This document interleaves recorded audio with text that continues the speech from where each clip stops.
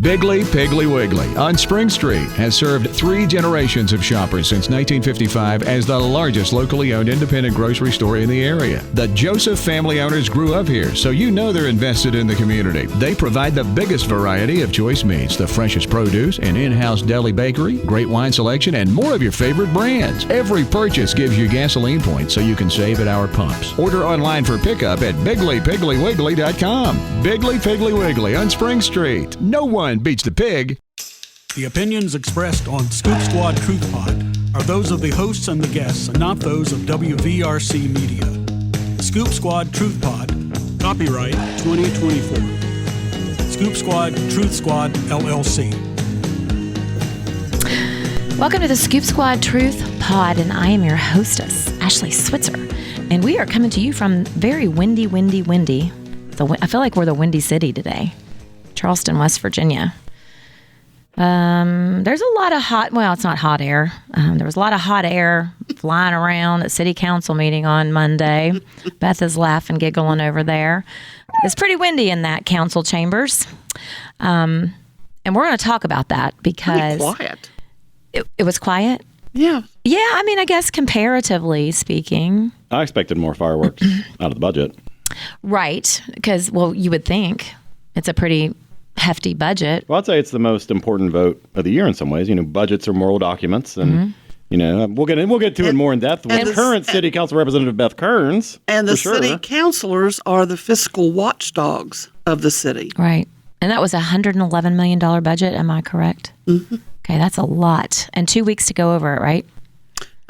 It was presented to council at 6:15 with the council meeting at 7.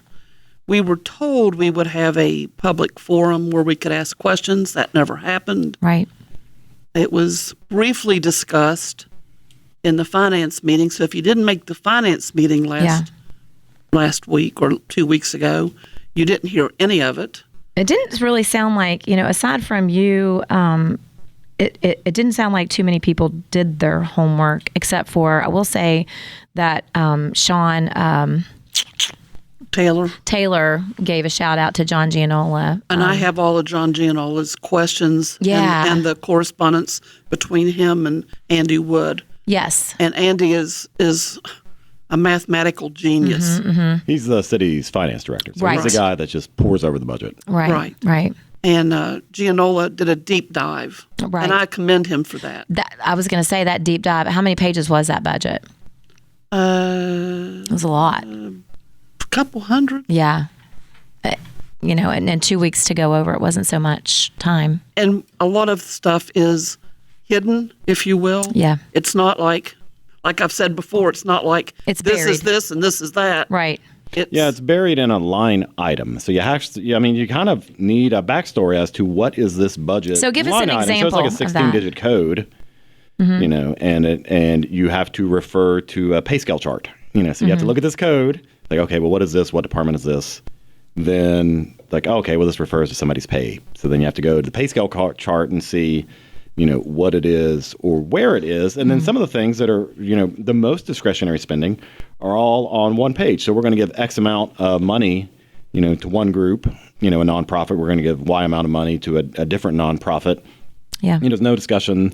Right. There's no expectation of results. It's just going. Yeah. It's not there. like, well, what did they do last year, to maintain the money? And, it's just, like council member Gianola did this year. I was previously I'd been the one that taken the deep dive and asked questions, and it's hard to do. And I would say designed not to be able to do it in a 2-week period. Well, right. I will just say this: I would welcome, and this is going to sound crazy, but I would welcome like a Saturday, all day, all counselors that are interested. And go page by page, line item by line item. I think there are probably some citizens that would be interested in that. Exactly. I would. I mean, I know that sounds kind of nerdy, but how else are you going to know? No, it's not nerdy. Right. They did that under the Jones administration. They had separate budget meeting, budget committee meeting, and the public, was I don't think invited to come, but the public certainly, could come, and if there were time at the end, they could ask questions. But city council members were expected to come, and ask questions, and the budget vote was done on its own separate council. It was a special council meeting. Yeah. So it was treated, I think, it's always treated seriously, but it was treated far more as a separate item, with due reverence as to setting the agenda.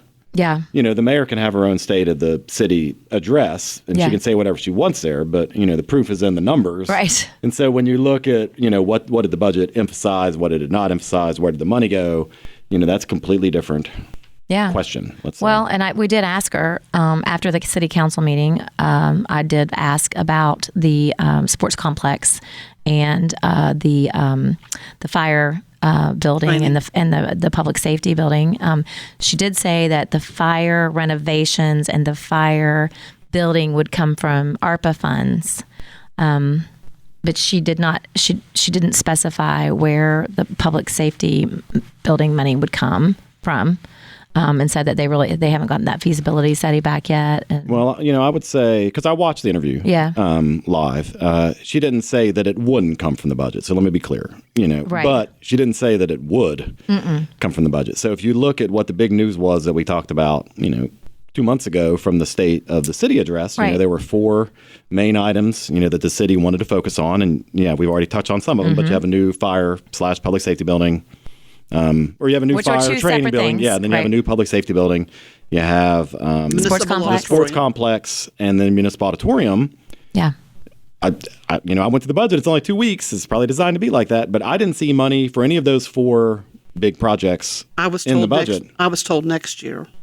Well, we're already talking about it, this year. And that's what we had a State of the City address on. So to have a State of the City address and say, I want to do these 4 things. And I don't think anyone argued with those objectives. I think everyone walked out of that and was like, hey, these are 4 great things. Let's do it. And now we don't have a mechanism or budget to do that, and we just pass the budget. Right. I still have concerns with the sports complex.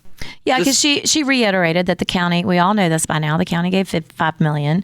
The city gave $5 million. Well, that's $10 million of an $80 million projected project. Right. So... And nothing coming next fiscal year from the city, apparently. At least out of the budget. They might, and they might we're breaking ground in funds. April. We're breaking ground. And by the way, we'd like to invite everyone out there. We're going to be there for the groundbreaking in April. Aren't we going to be there, Adam? I would love to be there. Let's just me. Let's just do it. We're just going to show up in April at the Macy's building, and we'll just sit and maybe have a countdown to the break.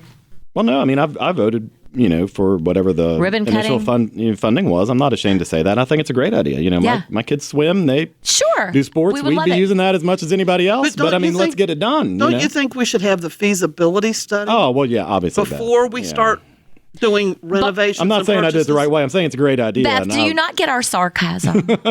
There's not going to be a groundbreaking in April. We're just kind of making... Well, there might be a ceremony. We're making silly... Yeah, there probably will be a ceremony. It's not any real groundbreaking, but there might be a ceremony. So, Adam, let's go over the public speakers real quick before we let Beth take a deep dive into the things that she wants to talk about related to CPD and their changes that they've implemented.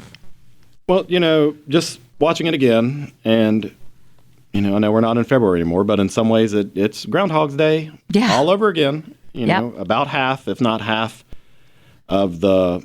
public speakers were speaking about racism. Yes. About Councilmember Joe Solomon, about how they feel, slighted. Yeah. But, and I don't want to name names. You can go back and look at it. But, I thought it was very interesting that one of the speakers came up and, she said, well, I was invited to speak, and then went into it. And I'm like, well, who invited you? Like, why were you invited? Certainly everyone can come. Yes. But if you compare and contrast that to the other speakers, these are people that took their own initiative.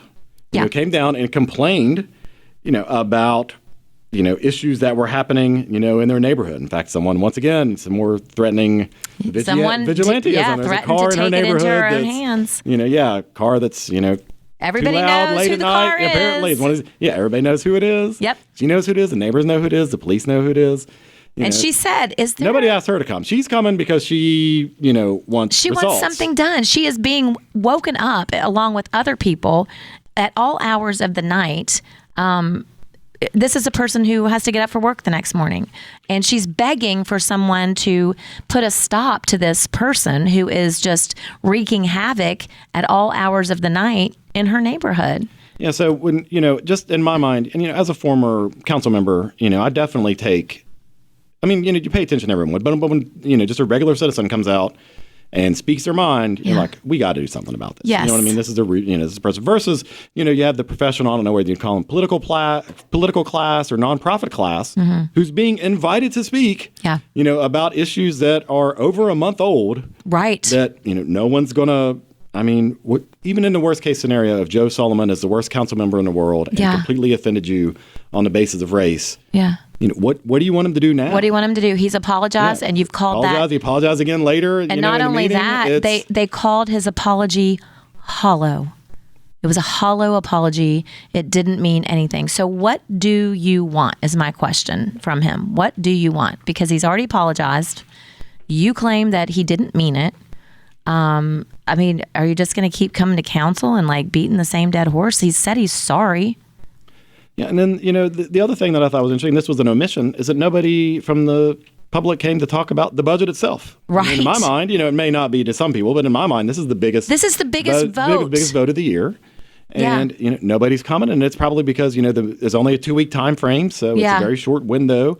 There's no meetings or anything for the media to cover to generate a backstory, or I don't want to say hype, but let people know what's going on. And honestly, I really felt like this city council meeting would be long. I'm like, this is a budget meeting. People are going to have questions.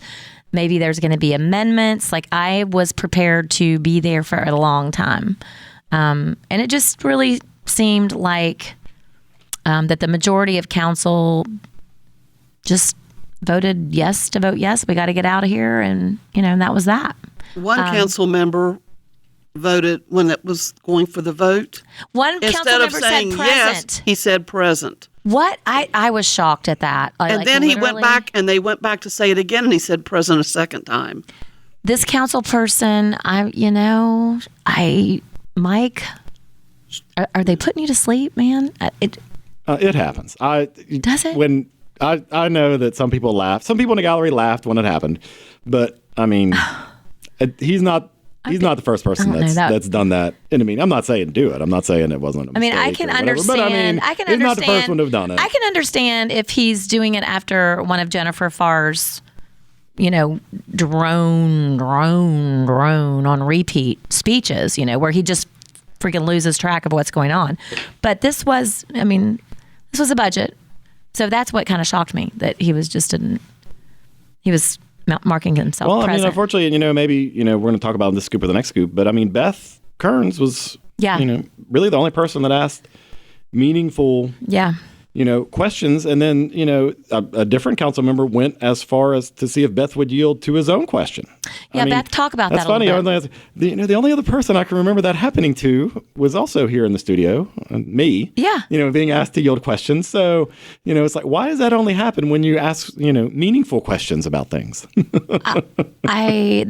Bruce is he's just not, I don't know. I just don't see him as a very, what shall I say? What's the word I'm looking for?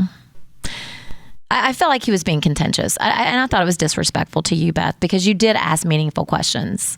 And why don't you tell us what you were trying to point out with that? Now, keep in mind that Kenny Bass did a story. There was a true crime committed against the taxpayers of Charleston, West Virginia, in my opinion, with the overtime of CPD, the excess of overtime with certain officers.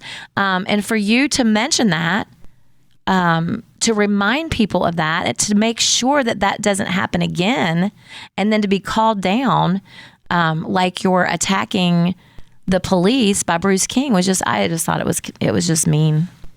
Well, let me first say, I am a avid supporter of our fire department and our police department. And for anybody to make you seem like you're otherwise is just, it's rude. And I will just further add, my son's a West Virginia State Trooper. Right. So I live the life of law enforcement. Right. And I understand about overtime and such. But And you understand the value of a police life. officer in a life. Absolutely. I was served in the military for 25 not about years. that. It's not about that at all. But this is the first time the state of West Virginia auditors have ever conducted an active investigation of the Charleston Police Department's overtime practices. Right. That I call that, and it was first identified by Settle and Starnucker, which were paid auditors that the city has that does an audit. And Every they year. mentioned it last year's audit, and they mentioned it again this year's audit. Yeah. So my thought was, how can we approve a budget for overtime that's currently under investigation? Right. And my suggestion was going to be to have it put back into wages and salaries where it could be pulled out for overtime and coded so that they would know it was for What did you overtime. think about that idea, Adam? I thought that was a great idea. Well, I think it's a great idea, and I don't understand why some council members were So disregarding, objectionable. disregarding or very judgmental of the question. I mean, you're a council member. You need to ask these. Please ask them. I mean, I'm your Effectively- constituent. Ask them. Effectively, you're trying to raise the salary, the salary of a patrolman, a police officer. Let me just say this. The overtime is not due to shortages. Right. All the department heads, the positions are all filled, so it's not due to shortages. The lower-ranking police officers are not getting nearly as much overtime as the department heads. The repeated overtime causes chronic fatigue, increases heart attacks, strokes, and on-duty injuries. One council member brought up that over the recent killing of the young man over in North Charleston, that those officers worked 48 hours straight, 2 of them, and they deserved their overtime. Most certainly they deserve the overtime, but my question is, Why were they working 48 hours straight? That was Now, exactly what I thought. I will say this. The new chief of police, Scott Dempsey, is creating a new, he calls it a shadow crime scene department. Okay. And so when there's a crime like this that occurs, the crime scene department, the second string, if you will come in, get briefed up by the first string. The first string will go home to rest while the second string carries on. Because what you don't want is an overexhausted police officer investigating a crime where he or she may have to make snap judgments where seconds count of their life being taken, the perpetrator's life being taken, or possibly an outsider's life being taken. 100%. So you don't want that. Right. I am not against legal, bona fide, real overtime. I'm not against that at all. But when people, like this one officer, had 2,546 hours of overtime in 2023. First of all, that's just not. That's 89. If you divide that out, that's 89 hours every week for the entire year, including holidays, sick days, etc., on top of their regular 40-hour week. Yeah. And nobody questions? and Nobody's questioning that? That's crazy. It raised his regular salary of 62.5. No, I think one person might have questioned it. And his overtime was $113,000. Yeah. Now this same individual would log 4 hours of overtime for a short phone call. This has been changed in the new policies that Chief Dempsey has put out. What is the new policy? I'm not sure exactly what it is, but you don't get 4 hours for a short phone call. I would say it's probably more like to the nearest 30 minutes or something along that line. I haven't seen it yet, but Gosh, you know what? I'm a teacher. I wish I got overtime for taking text messages and phone calls from parents after hours. It's not uncommon to round up. Right. In the law profession, they're going to round up by the 15 minutes or 30 minutes or whatever. But you don't round up 4 hours. No. I've never heard of that. Well, in the other industry. what it was the unspoken policy. Yeah. It was not in writing. It was just what they were told they could do. It was just, I gotcha. Okay. The other part of the problem which is even worse to me. That's for it to be an informal policy. Yeah. The other part of this problem is that all of this extra overtime being padded onto their salary counts towards their retirement. We are almost $300 million short on our police officers' retirement fund. At the rate that we're paying it back, it'll be paid off in 2046. That scares me. But anyway, so by all this extra overtime, then they are increasing their retirement, which is going to add to this problem. So, I understand about overtime. And one council member said the reason our crime rate was down was because of our overtime. No, overtime occurs after the crime has been committed. Yeah. Not beforehand. You can't say, I worked 20 hours of overtime so we didn't have a robbery. Right. That is ridiculous. That makes no sense. So, at any rate, yeah. The overtime is an issue in my mind. It's not that I say that they can't have it. In fact, our patrol officers have some overtime built into their weekly schedule anyway. Mm-hmm. Right. And I'm cool with that. Right. But they're not the ones that are abusing the system. Right. And it's not that the chief of police can't have overtime. Right. So it's not that either. Right. But I think with this new administration, with Dempsey and Webb, I think there's going to be a lot of changes. And I do have some other changes that they're doing. If you all want to know I want to hear that. it. Absolutely.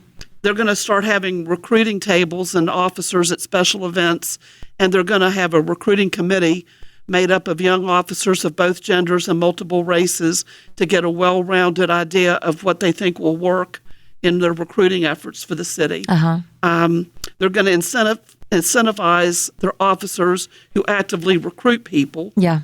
They are reimagining how their training works. They're bringing companies in to do training on a vast range of different things for career development, and they're purchasing a new simulator. We have already approved that. Okay. They did a survey to all the officers to find out their needs and goals to help build their bench so that they could see what was needed by the police force. Uh-huh. Creating the reserves crime scene unit to assist the actual crime scene guys to help them in their career development. So that'll be a step up for those individuals that step up for that crime scene. Yeah. They're doing morale building. Did we ever, Beth, I don't know if you know the answer to this, but did we ever figure out if Richie Bassford came back to work? I think he's one of the ones that is gone now. Okay, so he didn't come back to work. I heard a rumor that Richie Bassford and Tyke Hunt were the two that were put on administrative leave. Tyke Hunt's former chief of police. He might have come back in a different position. I'm curious about that. I wonder if, I guess if Tyke's still on administrative leave, he's still getting his salary. I don't know if he's on administrative leave or not, but you are correct in that if he is on administrative leave, then he is getting his salary. I spoke with Chief Dempsey a few weeks ago, and he's still on administrative leave. So, anyway. I will just say this. Stay tuned, folks. Yeah. Well, you know what? I feel like that the administration and those involved just kind of play the waiting game with the public, and they just wait it out. Don't talk about it. Don't talk about it. It'll go away, and Tyke can retire and get his medical retirement. But I will tell you that this story with this situation with Chelsea McCoy, the city is going to have to deal with it, and it's not going away. No, and it hasn't gone away, and there's a possibility that it could blow way up. Well, I'd like to chime in about your questions again, Beth, because I thought they were very fair. And, we did have a problem with overtime. And, look, I don't see how any rational observer could say that we did not have an existing problem with overtime. Yeah. Now, whether or not you want to say it's fraudulent or not, that's a different story. That's a debate. But to say that overtime was broken, you had, I thought, completely legitimate questions. And I'm glad that Chief Scott Dempsey was there and Deputy Chief Jason Webb were there. Yeah. And, those are some stand-up officers. And I don't think that we're going to have those kind of problems again. But in no way does that mean those questions shouldn't be asked. Right. You know what I mean? Absolutely. I want my officers, I want my city, city council members, the officers in that room, to be able to ask those kind of questions. And I'm flabbergasted that so many council members seemingly did not care about the budget and then just voted yes. They thought that I was attacking the police department. They knew you weren't. They didn't think that at all, Beth. They knew you weren't. They tried to create that narrative. That's the narrative that they wanted. And make no mistake, Bruce King and the like do the mayor's bidding, and they do whatever. I mean, they've said it. We vote as a block. That's how things are done here, and that's all Bruce King was doing. He knows. Now, I did talk to Chief Dempsey and Deputy Chief Webb after City Council meeting, and they voiced some concerns with the bicycle event that's coming up. We're going to have in Charleston for 5 years because they're not sure how that's going to affect, especially overtime. Mm-hmm. I asked them if they were going to get any kind of stipend from that group coming in. Mm-hmm. No, the city's hoping that they will make up in revenues of businesses that group's bringing into Charleston to cover the they're police also department. Closing a lot of businesses for that event. I mean, they're going to close down streets. And so, it's going to be very interesting. Yeah. And they're already, I will say this, Chief Dempsey and Deputy Chief Webb are very proactive. And they're smart guys. And that's on their radar. And they're smart guys. Yeah. And they're already working a plan for it. Okay.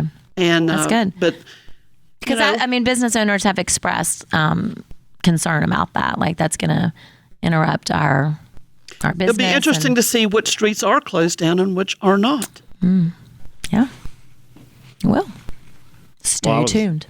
Maybe Bruce King's worried because there's drive-bys in Canal City now. Is there? Are there? No, there was. There was a drive-by shooting. That's actually the I shouldn't second laugh one. because it's a serious problem, but that would be unheard of. He never 15 years mentioned it. ago. My friend James Eland's apartment was shot up a year and a half ago at Christmas time, if you remember. Well, and he came the and one spoke. I'm referring to has been with here in the past few weeks, and I would be alarmed if I lived in Canal City. Well, they don't say a word about it though. And then they also had the 2 massage parlors, the one that shut down, which had human trafficking in it. Yes. I mean, that's pretty bad. Well, but you don't hear the council people from Canal City. I mean, Bruce King and Chad Robinson specifically, you don't really hear them talking about it. Well, I heard that Councilmember Pam Burka had a lot to do with closing getting those massage parlors closed. Only one's closed. Well, getting the one closed. Well, Pam. I don't want to say anything about the other one. Pam does her due diligence. She absolutely does. She advocates for her community and for her constituents. She gets a lot of grief. She gets a lot. What is that? What is that? It's just. Well, you know what? When you're doing something and you're doing good, it makes other people look bad who aren't doing anything. So the only way that you can make yourself look better is to make them look bad. You see what I'm getting at? I absolutely do. Nothing changes from elementary school to adulthood. Nope. I feel like I'm sitting in city council and it's like 3rd grade again. All right, we're going to take a quick break and we are going to come back and talk about, I don't know, we're just going to keep talking. This show is unscripted. I'd like to talk about city council's remarks and there's a million other things. There's a million other things. Oh, we've got all podcasts to talk about it. We'll be back in just a minute. Bye. The Scoop Squad Truth Pod would like to thank our sponsors. Those include Chris Walters at Integrity Insurance, featuring auto, home, life, business, workers' compensation, and pet insurance. Pet insurance, you say? That's health insurance for your dogs or cats that covers special foods, illnesses, surgeries, and medication. They're on 16 Capitol Street in Charleston at 346-9181, or reach them at www.iigwv.com. Also by Jody's Mobile Services, offering steam cleaning, pressure washing, fleet washing, and auto detailing. We come to you. They're at 304-437-3164. And also by Eggplant on Bridge Road. Anything but ordinary. Go to eggplantshop.com. Also by T-Graphics on the west side, 312 Buchanan Street, 345-4816. Go to tgraphics.com for screen printing and embroidery since 1984. Again at 345-4816. And you're back. We're back with the second scoop of the Scoop Squad Truth Pod. Messed that up again. I'm your host, Ashley Switzer, and we are hashtag the only Charleston, West Virginia podcast, only Charleston WV podcast that matters, because we talk about the things that nobody else talks about. We give you this inside scoop No pun intended. And tonight we're talking about city council. And Beth, you just mentioned during the break, and Adam was encouraging you to talk about something that, here's the thing. Like, most people are uncomfortable talking about the things that they do in the community, right? Like, most people don't go around advertising, hey, look at me, I'm helping this nonprofit, or hey, look at me, I'm doing this, or hey, look at me, I'm donating to this. Like, we just don't do that because we're uncomfortable. We don't want the attention. That's not how we do it. So really nobody knows what we're doing. That's why I'm a terrible politician. I always hated talking about about what yourself. we're going. I hated asking people for money and all this other stuff. And then you have, people like Beth that just selflessly give their time and their talents and always available when needed. Yeah. And, for once she talks about, some of the things that she's doing. And it's like, and so people are looking around in the meeting like, what's going on, Yeah. I mean, so we're going to make you talk about it tonight. We are going to make you talk about it. So tell us about it a little bit. You mentioned it on city council, and you also mentioned that you wanted to. I wanted to make the presentations in front of city council. Yeah. To the presentations Charleston-based nonprofits, and was told that it was not city business, therefore it was not appropriate. You were making a donation, is that right, from your group? From the Fraternal Order of Eagles. And you wanted to donate to some of the nonprofits, right. And she said, no, you cannot do that during the council meeting. So I was told that I could make the presentations beforehand and I could mention it in remarks. So that's what I did.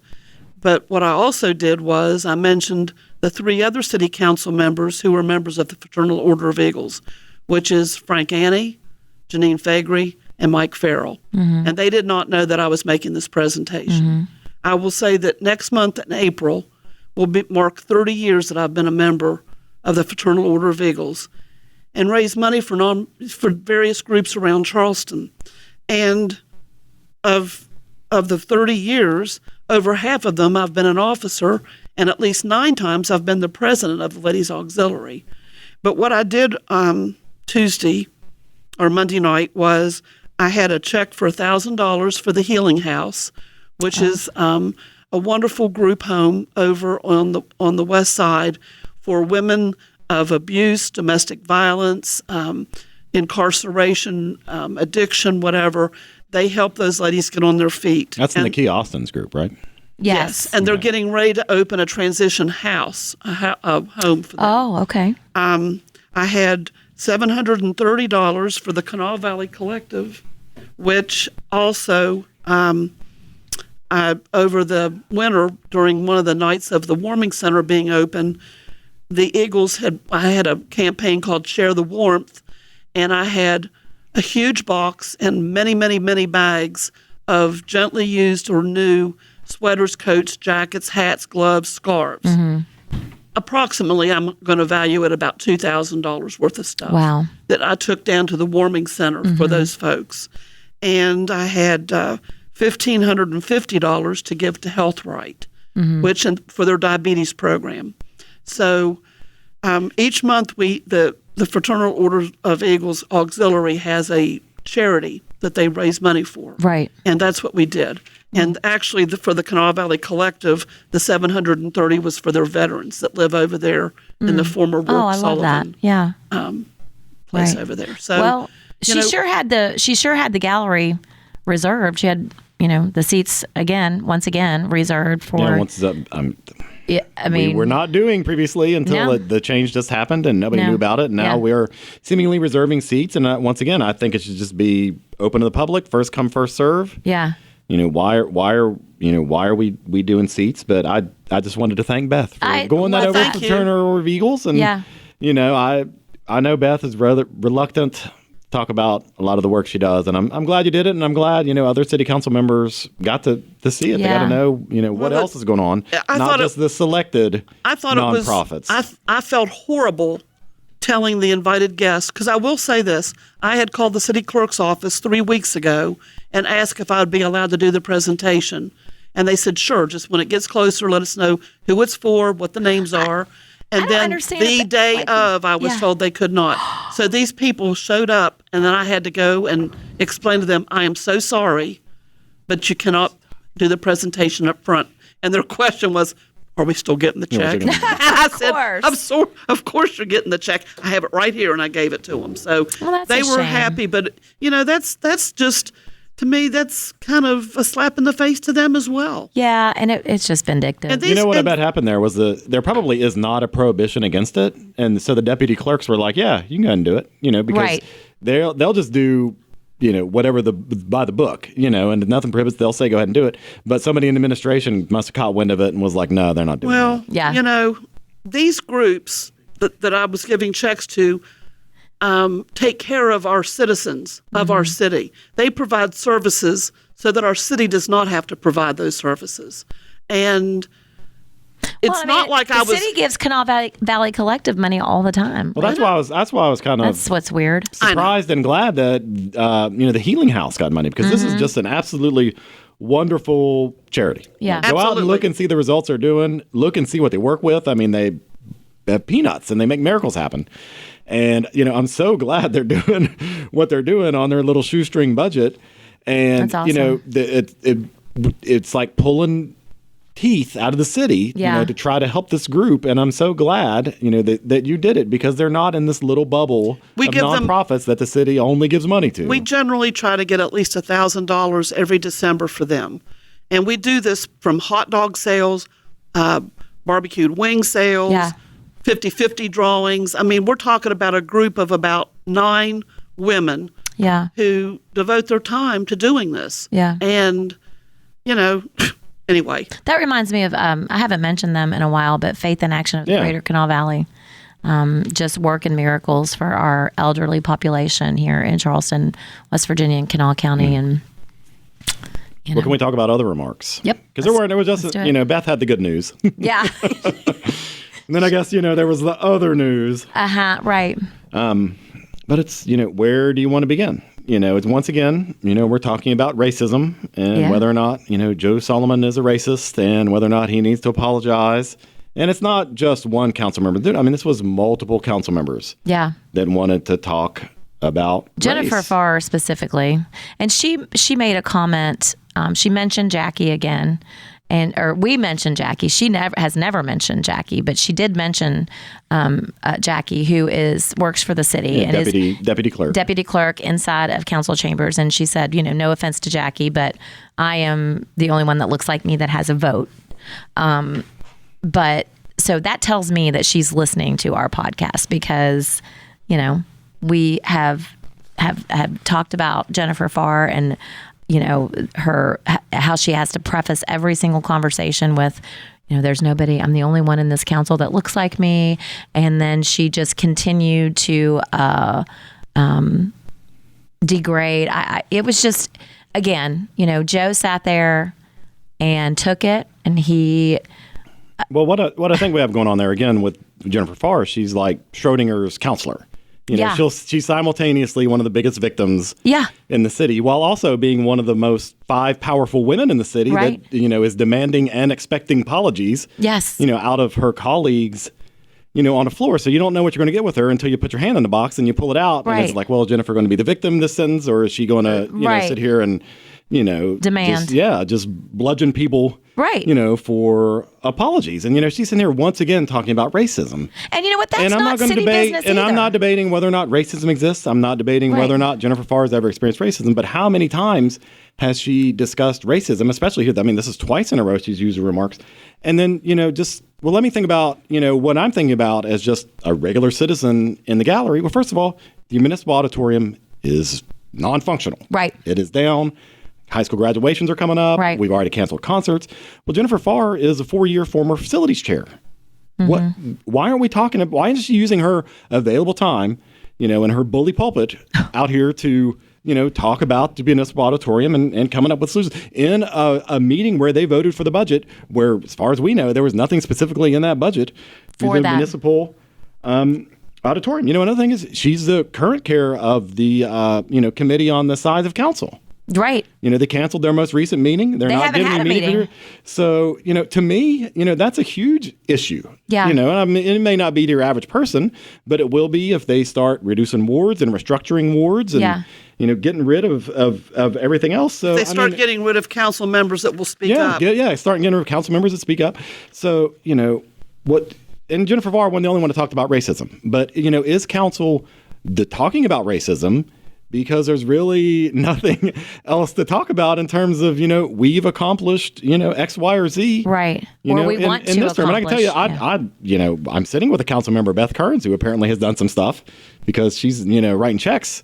Yeah. Or giving them away. But, there's lots of other council members that, have done nothing. So I guess we're just going to talk, about palace intrigue with racism and who owes what an apology. And we're not going to talk about any kind of results or what's going on. Literally, in the city. I was just sitting there going, this is the most ridiculous thing that I can't believe this is happening. I can't believe, talk about not conducting city business. How is that city business? How is continuing to bludgeon Joe Solomon week after week? And what's city funny business? is several meetings ago, the mayor specifically said that we are not to call out any council members by name. Right. And since then, my name was called out twice by one individual. Yeah. And Joe's name has been called out repeatedly, meeting after meeting after meeting by several other council members. Right. I don't get it. No, I don't get it either. And it's like, it's time to let it go. And if you notice, I never say anybody's name. No. Oh, yeah, I would not. I would say my not. colleague, don't even say name, but, I'm here referring to the comments of my colleague. And, Joe, who Joe said, spoke again in his very humble way, basically begged for forgiveness, said I was wrong. He said, I don't know what I can do. What I can do. Yeah. He said, and he even had gone to a neighbor that he knew and apologized to her. And Jennifer turned that into an assault. Yes. Honestly. And that the woman was fearful to go to her house. I just can't with her. Like, come on, Jennifer, let it go. Let it go. Let it go. It's not a story. Why don't you do your job? And as much as I want to put all the blame, on the administration, I think council leadership, needs to come forth and say, we need to move on. This has happened. Either hold your grudge forever silently. Yeah, let's stop talking about it. Or, we got to move on because we got other business to attend to. And so City Council President Becky Separately isn't going to do it. I mean, if you look at the current state of just the physical council chambers, we've talked about this. There's signs reserved for seating. Nobody's there. There's a sign for the media in the front row. There's a sign for the media in the back row. Where are we supposed to be? Who's supposed to be where? Nobody knows what the heck's going on. And we've never had these issues, until we started talking about stuff that really wasn't city business. Right. But we can't let Beth give the Fraternal Order of Eagles money away during city council. We don't have time or for even that, before. Beth. We've got to talk about how bad Joe Solomon is. And I think Jennifer Varr is probably getting pressure from... I will say this. I was told that I could make everyone stay till remarks and then give it to them during remarks. But I was not going to make people sit there for a whole hour or more. Yeah. Because I didn't know how long the meeting was going to be because it was the budget meeting. Right. So I just Which you would expect quietly went to the back of the room, apologized profusely to them for taking their time, and handed them their checks. Well, here's the bottom line, Adam, and you said it. They want Joe Solomon to resign.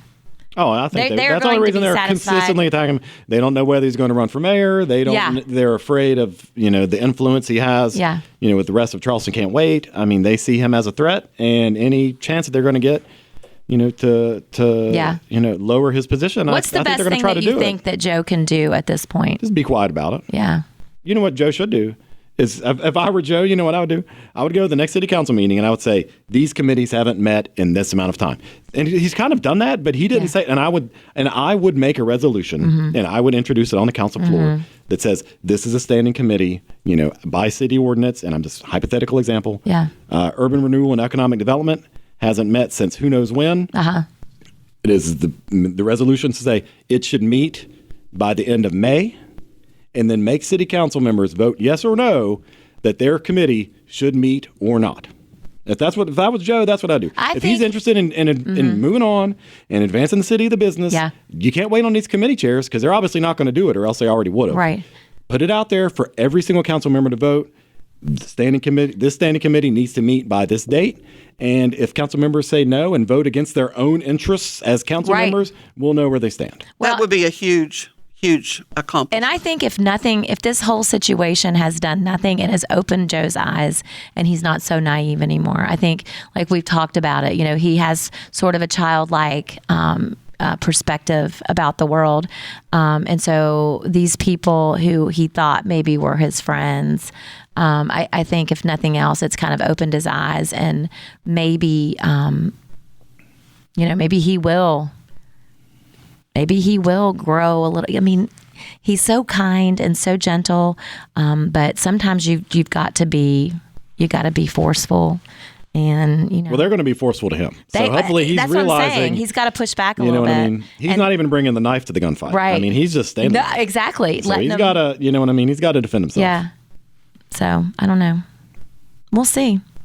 But I like Joe. Like I said, we don't agree on a whole lot, but I know he's a good person, and we'll see how he evolves through this whole situation. It'll be interesting to watch. Okay, we are going to take a break, and we have a guest that came late to the studio, and we're going to talk to her. We have Morgan Switzer in the studio. She is currently running a campaign for Kanawha County prosecuting attorney, and she's also my daughter. If you didn't know that, you must be living in a barn somewhere. So, hey, Morgan. And I think I'm going to step back from this little interview. Is that okay? Sure. You don't want mommy to interview you, do you? This is just all weird. All right, we're going to be back in just a minute, so stay tuned and come back for the third scoop. The Scoop Squad Truth Pod would like to thank our sponsors. Those include Chris Walters at Integrity Insurance, featuring auto, home, life, business, workers' compensation, and pet insurance. Pet insurance, you say? That's health insurance for your dogs or cats that covers special foods, illnesses, surgeries, and medication. They're on 16 Capitol Street in Charleston at 346-9181, or reach them at www.iigwv.com. Also by Jody's Mobile Services, offering steam cleaning, pressure washing, fleet washing, and auto detailing. We come to you. They're at 304-437-3164. And also by Eggplant on Bridge Road. Anything but ordinary. Go to eggplantshop.com. Also by T-Graphics on the west side, 312 Buchanan Street, 345-4816. Go to tgraphics.com for screen printing and embroidery since 1984. Again at 345-4816. Welcome back to the Scoop Squad Truth Pod. I have a special guest today. We're going to interview Morgan Switzer, who is a candidate for prosecutor in Kanawha County, but she was formerly an assistant prosecutor. Am I correct? You are. You're correct. When were you an assistant prosecutor? I was an assistant prosecutor for 3 years. I think I left in 21, I believe. Okay. Yes. Okay. So you've had a complaint filed against you.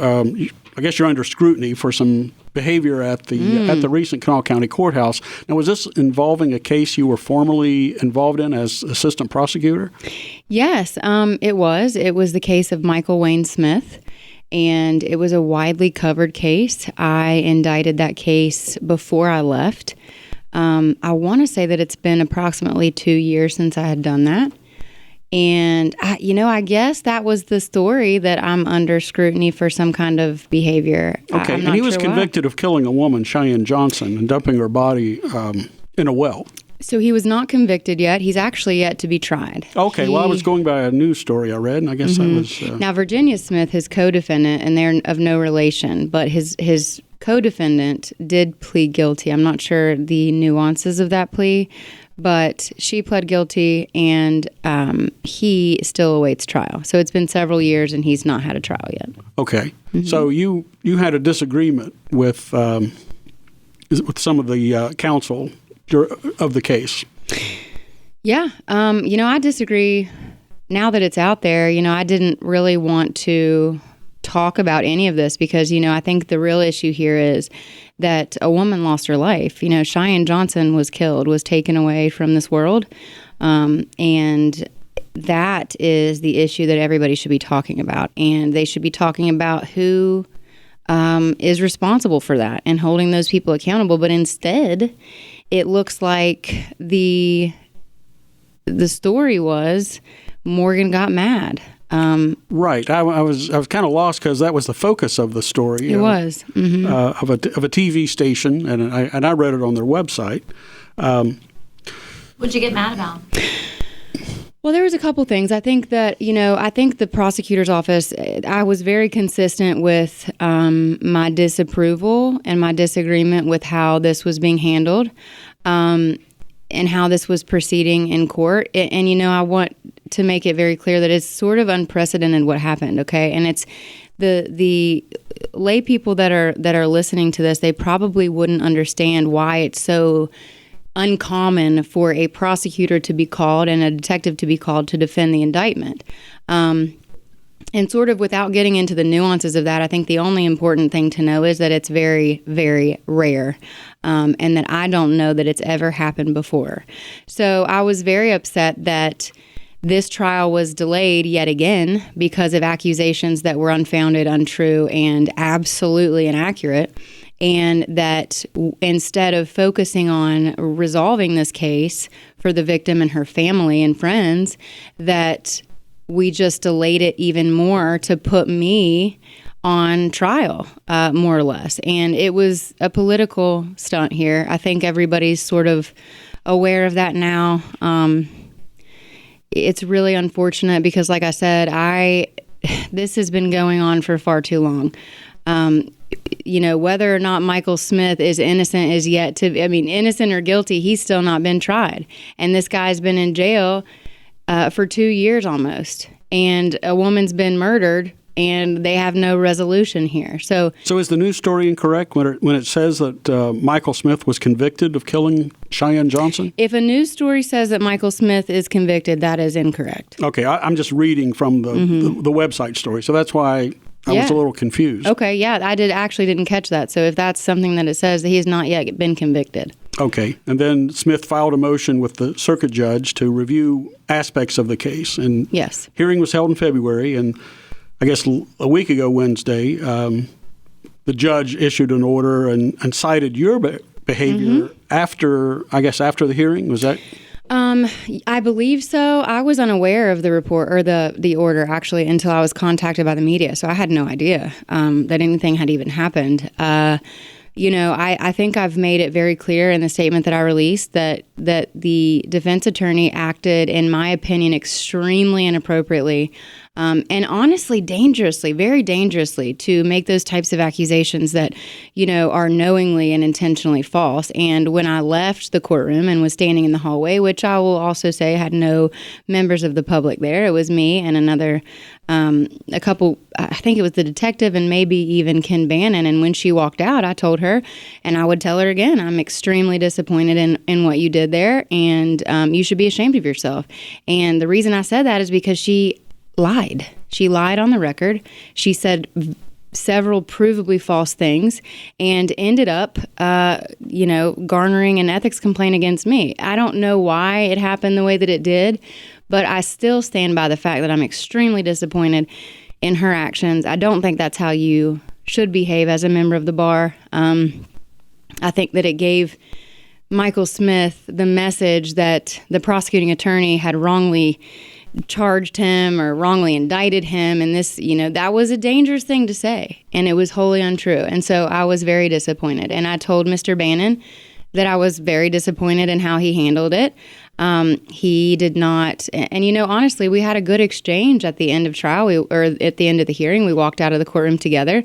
I have, had nothing. So you believe the exchange was a civil exchange? Absolutely. Now, was it heated? Of course it was. That's being a lawyer. That's right. Being a lawyer. And I'm allowed to passionately advocate for what I believe to be true and right. And I'm also allowed to passionately disagree. And at that point, I was not adverse. I wasn't opposing counsel. I was a witness. Okay. I'm allowed to tell you how I feel about what's about to happen. And I'm the one that's going to be sworn under oath. I'm the one that's going to testify. And I was kept in the dark about what was going on. I wasn't consulted before the prosecuting attorney's office filed the response. I was the one who worked on this case. And I hadn't had any of that information for years. And I don't know that anybody else has looked at that case in years, to be quite honest with you. It's a pretty extensive file and involved lots of different parts, from the beginning of the murder to the pretty extravagant cover-up of the murder. And there was lots of information to be hashed out and digested in that. I don't think anybody did that. And I hadn't had access to the file for years. I don't remember all of the nuances that were there. But I want to just say again, of course I was displeased. I was very displeased. As a witness in that case, in that particular hearing, I was very displeased, and I expressed that displeasure, but I don't think it was I don't think it was a very... it wasn't an argumentative conversation that I had with Mr. Bannon. We walked out of the courthouse together, and I have nothing but respect. Professional exchange. Sure. He is Mr. Bannon was the prosecutor, and I've said this. I said this in my statement, I think, but I want to point it out again. I said from the very beginning, my opponent and the elected prosecutor are both should have both been conflicted out of this. And I say that because she's obviously my political opponent. The elected prosecutor is the treasurer. And Mr. Bannon had been on her political float several different times. So these, I would be silly to assume that these people would defend me and my actions fervently and not throw me under the bus. I knew what I was up against there, and I have nothing but respect for Mr. Bannon. I don't know him, but I was extremely disappointed in his written response. And that's okay. I'm allowed to be. Right. Didn't you write an opposing response? Did you write an opposing response? I did write letters and emails, all of which went unanswered during the course of the exchanges that I had with them. I want to say we've all lost sight of what this is about. This isn't about me. This isn't about me, and this isn't even about Michael Smith. This is about Cheyenne Johnson. I was going to say, can you tell us more about the case and more about Cheyenne? Because I have a friend in common with her. I've never met Cheyenne. I didn't know her or anything. But, I have a friend who's been following the case, let's just say.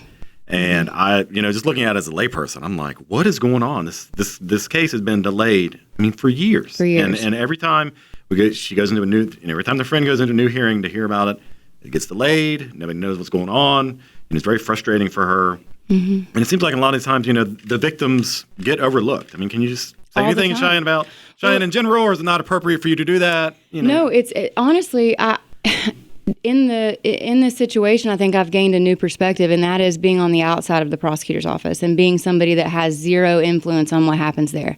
And I'll tell you, I have made it a priority to stay in contact with the people that love Cheyenne.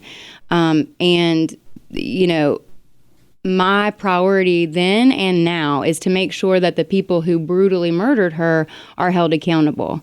And when I used to be able to control a lot of the outcomes, right? If something wasn't happening fast enough, I could make a motion. Or, if the victims weren't feeling like they weren't being talked to enough, I could make a call as the prosecutor. So I had a level of control in making people feel, heard. Now, I have no power at all, and I'm on the outside. So I'm speaking with people who want the same thing that I do, which is justice for Cheyenne, and we're all doing the same thing, looking at each other going, what's going on? Why? Why is this not happening? Why is the focus on Morgan's mean, which is what it was? It was Morgan yelled a little bit and maybe said a cuss word. I don't know who heard or what happened. I really don't know why that was characterized that way. So has a complaint been filed? I'm not going to talk about any of that stuff, the ODC stuff, because I think that is pretty, as a member of the bar, we all try to keep that pretty. I got you. Yeah. But I wasn't sure if they just threatened to do that or they were ordered to, so they have to. Well, and that order sort of acted as one, I guess, in itself. But, going back to Cheyenne, it breaks my heart, and it humiliates me really to know that this is not about her anymore. This is about me. So now, the case had disappeared from the news, basically. It had disappeared. Until you. Right.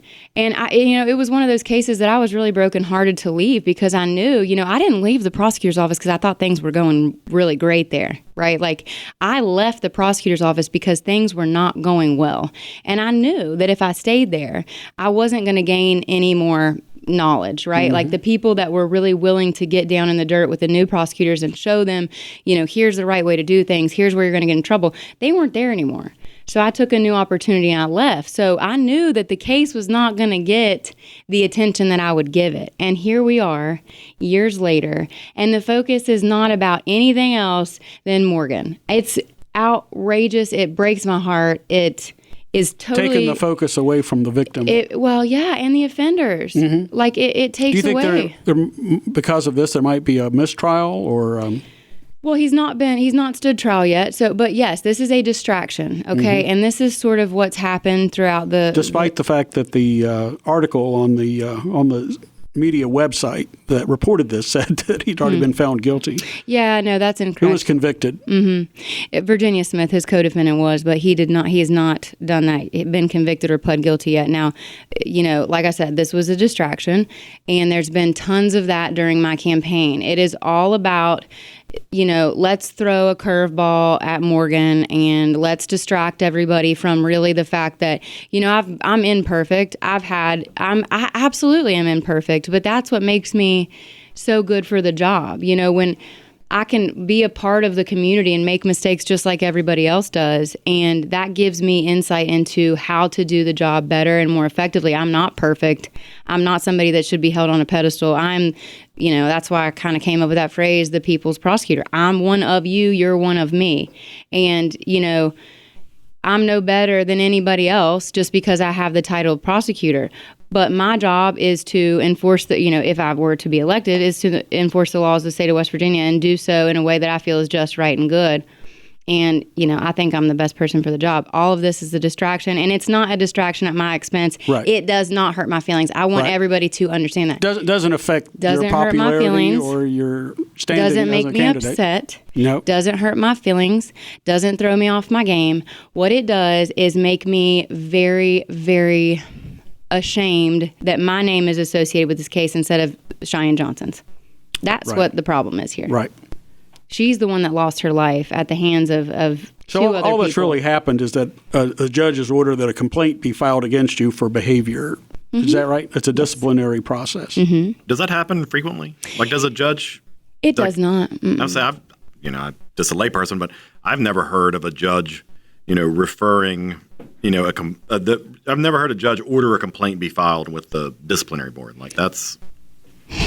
Maybe it happens, but I've not ever heard of it. It seems like kind of rare to me. Just on Perry Mason, I think. Yeah, I'll say this because, I know you don't want to talk about the judge, but it's like I'm not familiar with that happening. No, I certainly don't want to do that, and I won't do that. But what I will say is there have been things that have happened in the course of this campaign since I filed, pre-candidacy that, there are moments when I'll stop and think, like, I only thought this stuff happened in Hollywood. Like, what is going on? There are moments during the day where I stop and go, where am I?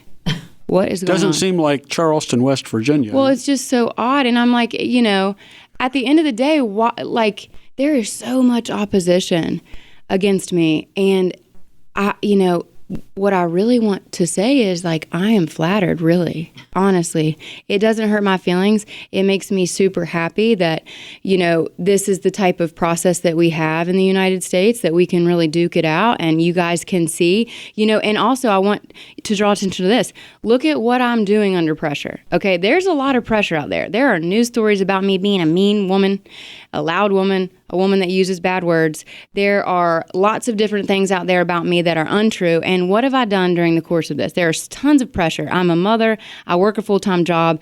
I do guardian ad litem work in my free time, literally just to, I did that to get to know the system a little better and to find its weaknesses and to get to know, what I would be walking into if I got elected. But I have handled myself in a way that should make you proud as citizens of Kanawha County. I'm not somebody that crumbles. I'm not somebody that hides my face in the sand. I'm not somebody that goes home and cries because somebody says something bad about me. I put my shoulders back and put my chin up, and I'm strong, and I fight. And that's just it. And so I think that if you look at how I've handled all of this, and you look at what I've done and how I've continued to stay strong and absolutely without fear during this campaign, you'll be more you'll be excited to vote for me, I think, in May. Well, thank you. And that, just objectively looking at it, you seem to be professional and also I would say composed. Thanks, Ron. So I never hear the side. I never see the side of you that I hear about. Yeah. So Isn't that, don't get me wrong. we have something in common. Yeah. Well, don't get me wrong. I do. Well, hold on. I do get excited. I do get passionate. But I think I drew attention to, this in my response too. I'm a female. It's looked a little bit differently when you're a woman and you get a little bit loud. I'm sorry to say it. It's 2024. It shouldn't be that way, but I'm telling you, there's a new generation of women, and we're not the little tea party having, cocktail dress wearing, Barbie playing women sometimes. We are not that way sometimes. And we are allowed to be feminine. We're allowed to be girly, but we are also allowed to be passionate and strong, and we are allowed to advocate for our positions. That's and right. Sometimes when we do that, we say cuss words. Maybe not all of us. I do a little bit sometimes, not on the record ever, obviously. But come on, let's be adults here. We can get into even arguments, and we should be allowed to argue. Yes. We should be allowed to argue. Hard conversations are worth having. If you're not having a hard and difficult conversation, then what are you doing? That's all I'm saying. What's the point of... That's right. That's what I'm saying. So, listen, we got to wrap it up. But Morgan, I will say this.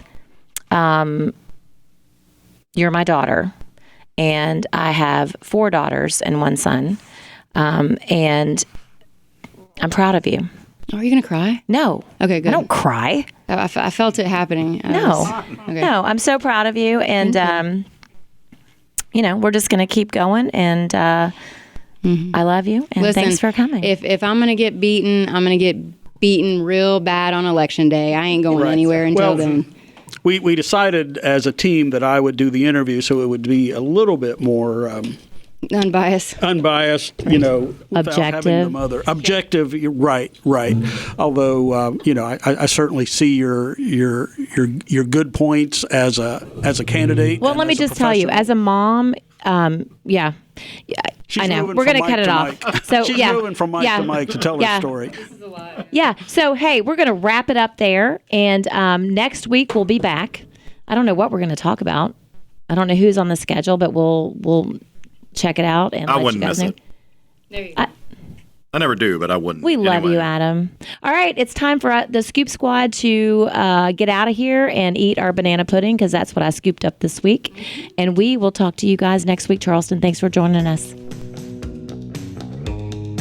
If you would like to tie your business with this popular podcast, you can contact me, Ron Hughes, to advertise at ron.hughes, ron.hughes, at wvradio.com, or you could call me at 304-342-8131. The Scoop Squad Truth Pod would like to thank our sponsors. Those include Chris Walters at Integrity Insurance, featuring auto, home, life, business, workers' compensation, and pet insurance. Pet insurance, you say? That's health insurance for your dogs or cats that covers special foods, illnesses, surgeries, and medication. They're on 16 Capitol Street in Charleston at 346-9181, or reach them at www.iigwv.com. Also by Jody's Mobile Services, offering steam cleaning, pressure washing, fleet washing, and auto detailing. We come to you. They're at 304-437-3164. And also by Eggplant on Bridge Road. Anything but ordinary. Go to eggplantshop.com. Also by T Graphics on the west side, 312 Buchanan Street, 345-4816. Go to tgraphics.com for screen printing and embroidery since 1984. Again at 345-4816. Rebroadcast, retransmission, or transcription is not permissible without the expressed approval of Scoop Squad Truth Pod. Copyright 2024.